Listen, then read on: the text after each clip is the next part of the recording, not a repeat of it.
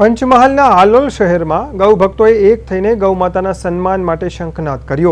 દેશભરમાં ચાલી રહેલા ગૌ સન્માન આહવાન અભિયાનના ભાગરૂપે હાલોલમાં એક રેલીનું આયોજન કરવામાં આવ્યું હતું। આ રેલીમાં ગૌ માતાને રાષ્ટ્રમાતાનો દરજ્જો આપવાની પ્રબળ માંગ સાથે વહીવટી તંત્રના અધિકારીને આવેદનપત્ર આપવામાં આવ્યું।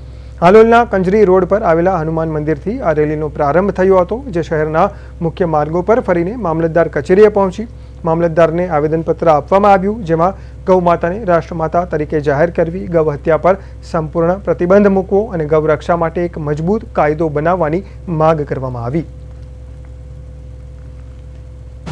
5 મે